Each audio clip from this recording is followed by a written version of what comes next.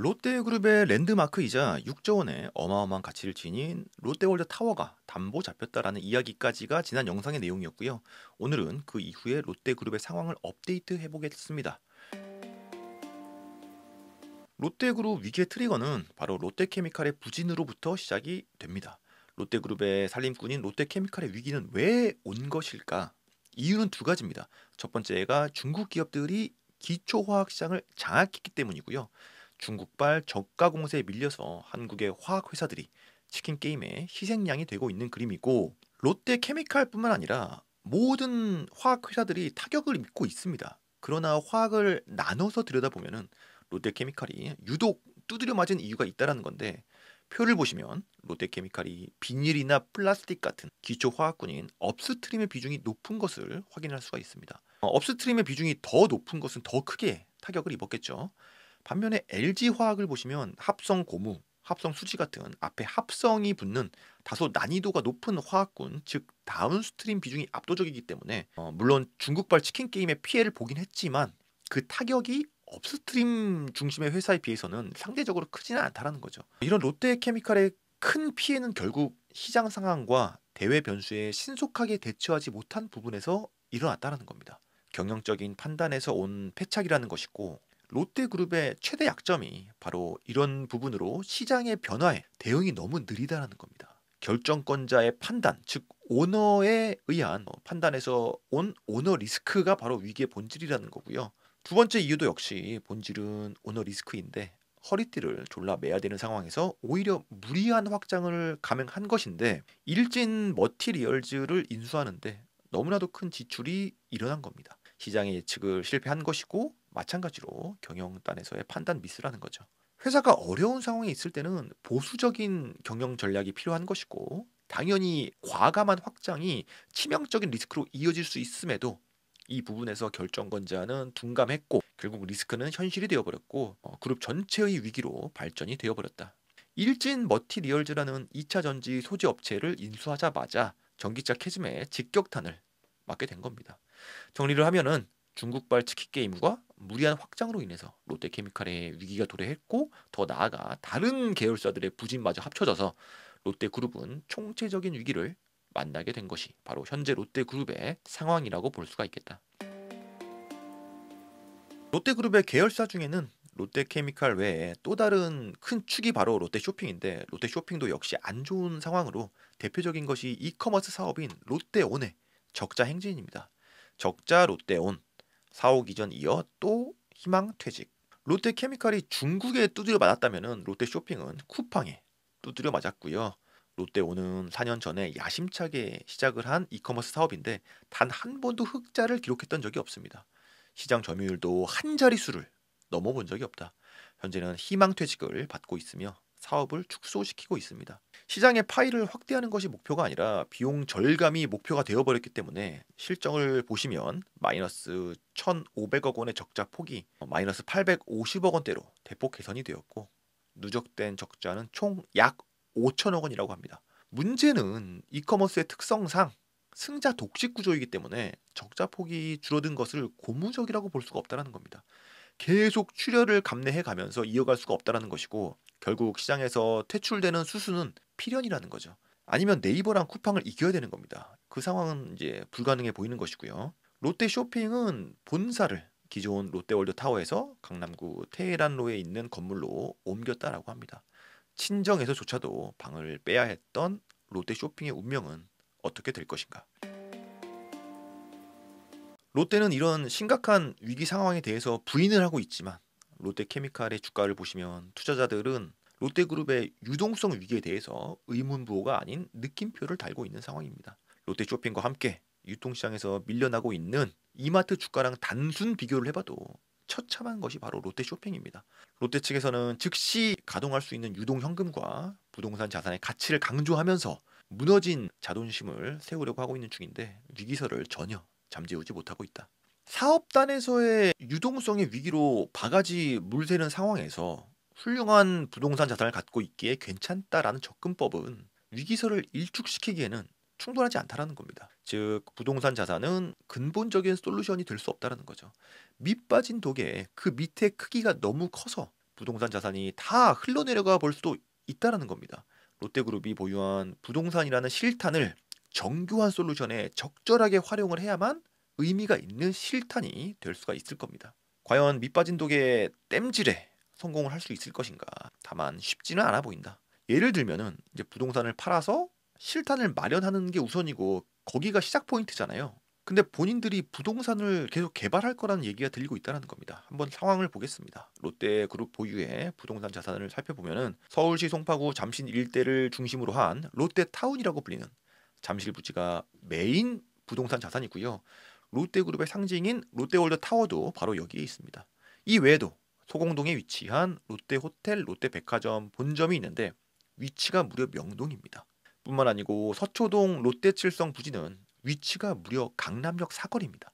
롯데 소유의 부동산 중에는 한국 최고의 땅값을 자랑하는 노른자 땅에 위치한 자산이 많기 때문에 팔려는 의지만 있으면 충분히 제값을 받고 팔 수 있는 땅이 바로 이 노른자 땅에 위치한 자산들입니다. 바꿔 말하면 이 땅을 제외하면은 다른 땅들은 제값을 받고 빨리 현금화 시키기가 쉽지 않을 수도 있다는 거죠. 근데 롯데는 즉각적으로 충분한 실탄이 될 수 있는 이 노른자 땅은 정작 이제 팔 계획이 없다라는 거죠. 그러니까 그룹의 위기가 와서 이제 불이 막 번지고 있는데 이런 상황에서도 롯데칠성 부지를 매각이 아닌 개발을 고민 중이라는 부분에서 저는 현타가 왔습니다. 상징성이 큰 호텔 롯데 명동 본점이나 랜드마크인 롯데월드타워는 상징성 때문에 또 매각을 할 계획이 없다라고 하고요.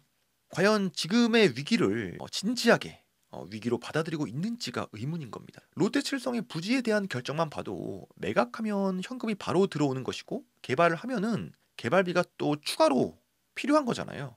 사업을 못해서 위기가 왔는데 새로운 사업으로 위기를 이겨내려고 한다는 것은 롯데는 스스로의 사업 능력에 대한 그 메타인지가 전혀 되고 있지 않다라는 것에 대한 반증이고 이 정도로 헛발질했으면은 알만도 한데 만약에 전문 경영인이 이런 투자 결정을 했다라고 한다면 이미 책임을 지고 물러나야 했을 것인데 다만 롯데그룹은 오너 체제이기 때문에 이런 끝없는 헛발질이 가능한 상황이라는 겁니다. 롯데에 투자한 일반 투자자들은 뭔 죄냐는 거죠. 상법 개정의 필요성이 다시 한번 느껴지는 대목이 아닐 수 없다. 롯데케미칼 위기도 매우 비슷한 게 중국발 치킨 게임이라는 위기의 징후는 오래전부터 있었습니다. 부서를 축소하고 정리해서 군량을 비축해야 되는 타이밍에 인수합병으로 더 확장을 하면서 군량을 오히려 써버린 겁니다. 결국 약 처방만으로 끝낼 수 있었던 병을 수술대 위로 올려놓은 격이며 이런 반복되는 틀린 결정에 대한 손해를 언제까지 감수를 해야만 하는 것인가? 만약에 오너의 경영 능력을 신뢰할 수 있는 상황이라면 믿어볼 일말의 희망이라도 있겠지만 롯데그룹의 밝은 미래는 쉽사리 상상이 되지 않고 있다. 그런 능력을 갖춘 리더였다면 애초에 여기까지 오지도 않았겠죠. 이유는 심플합니다. 현재 회사의 결정권자가 사업을 일군 당사자도 아니고 공짜로 기업을 아버지로부터 물려받은 재벌 후손의 실력은 결국에는 복불복이라는 거죠. 결론은 부동산 자산을 정리하는 수순이긴 하지만 적절하게 쓸 수 있을지가 의문이라는 겁니다. 신격호 창업자가 후세에 남긴 훌륭한 유산을 팔 타이밍이 드디어 온 것이다. 어쨌든 부동산 자산은 열심히 팔고는 있습니다. 현 시점에서 매각 절차를 밟고 있는 부동산은 롯데백화점과 롯데호텔 위주라고 합니다. 롯데백화점의 경우에 총 32개의 점포, 관악점, 상인점, 분당점, 일산점, 대구점 등 매출 하위권 부실 점포 10곳에 대한 매각 폐점을 추진 중이고요. 매출이 전국 꼴찌인 창원시 마산점은 이미 6월에 이미 폐점을 결정했고 부산시 센텀시티점은 최근 매각 절차를 진행했다고 합니다. 매각가는 2천억에서 3천억 원대로 추정이 되고 있다. 국내외 호텔 31곳과 리조트 3곳, 골프장 2곳을 보유 중인 호텔 롯데는 지방 호텔과 서울 소재 4성급 이하 비즈니스 호텔을 중심으로 약 6조 원에 달하는 자산을 정리하기로 결정했다고 합니다. 위에서 이야기했지만 상징성이 큰 롯데호텔 본점이나 롯데월드타워는 매각하지 않을 가능성이 크다고 한다. 롯데그룹이 보유한 부동산의 총 자산 가치는 무려 56조 원이라고 합니다. 이번 위기가 다 지나고 나면은 56조 원의 부동산 중에서 얼마가 롯데 수중에 남아 있을까? 또 역시 관전 포인트라고 할 수가 있겠습니다. 이 와중에 중요한 뉴스가 나왔는데 롯데 렌탈은 사모펀드로 주인이 바뀔 가능성이 크다라고 합니다. 중요한 것은 롯데그룹뿐만 아니라 재벌 기업들의 계열사들이 하나 둘씩 사모펀드로 넘어가는 손바뀜 뉴스가 과거에 비해서 더 자주 들리고 있다는 겁니다. 저는 이 변화가 거부할 수 없는 흐름이라고 생각을 하고요. 부실해진 재벌 기업의 알짜 회사들은 부자들의 투자금으로 똘똘 뭉친 사모펀드가 하나 둘씩 인수를 하고 있는 모습이고, 이미 미국에서는 몇십 년 전에 일어난 변화라고 합니다. 컴퍼니맨에서 비컴퍼니맨으로 이동하는 시대가 한국에도 오고 있다는 겁니다. 이런 흐름에 대해서 공부를 하고 싶은 분들께는 문 앞의 야만인들이라는 책을 추천드립니다. 현재 변화의 기로에선 한국 경제 상황에서 매우 깊이 있는 인사이트를 줄 수 있는 책이라고 볼 수 있고, 저도 읽었습니다, 이 책을. 이 와중에도 롯데의 후계자인 재벌 3세 신유열 부사장은 열심히 롯데지주 지분율을 늘리고 있는 중이라고 합니다. 논란이 많았던 이번 롯데 임원 인사에서 부사장으로 승진을 하였고, 승진을 하자마자 12월 초에 롯데지주 4,620주를 쓸어 담았다라고 합니다. 근데 이게 아직 시작도 안 한 게, 신유열 부사장이 처음 지분을 매수한 것이 6월 5일입니다. 롯데지주 7,541주를 제일 처음에 매입을 했었고, 그리고 그 다음에 석 달 만인 9월 달에 4,255주를 추가로 매입을 한 겁니다. 이때까지 후계자는 0.01%를 보유하고 있었던 상황인데, 다시 또 세 달 만인 지난 12월에 또 매수를 해서 이제는 0.02%의 지분율을 달성한 것이다. 이제 시작일 뿐인 것이고, 앞으로 계속 이렇게 지분율을 늘려가겠죠. 초고속 승진을 한 만큼 또 초고속으로 지분량을 늘려갈 겁니다. 무슨 이유에서인지 롯데지주 주가만 급등을 하고 있습니다. 누군가는 주가가 떨어진 것이 비중 확대의 기회로 보고 있을 수도 있다라는 거죠. 이것이 사모펀드든 수계자든 어떤 기관이든지 간에 현재 롯데그룹 중에서 지주사만 유독 인기가 높은 상황이고, 같은 날 롯데그룹의 가장 큰 사업회사인 롯데케미칼은 역시 지하로 내려가고 있는 중입니다. 한국의 오너 체제에서만 볼 수 있는 풍경이라고 생각을 합니다. 주요 사업회사는 주가가 내려가고, 지주사는 주가가 폭등을 하고, 일반 투자들 역시 투자 재료로 진지하게 고민을 해 봄직하다라는 거죠. 고려 아연의 케이스가 될 가능성이 없지 않다라고 생각을 하고요. 그러나 롯데그룹은 현재 더 근본적인 질문이 더 중요한 상황입니다. 신유열 재벌 3세가 롯데를 완전히 장악했을 즈음에는 롯데에는 과연 몇 개의 사업회사가 남아 있을까? 오늘 방송 여기까지고요. 도움이 되셨다면 구독과 좋아요 부탁드립니다. 감사합니다.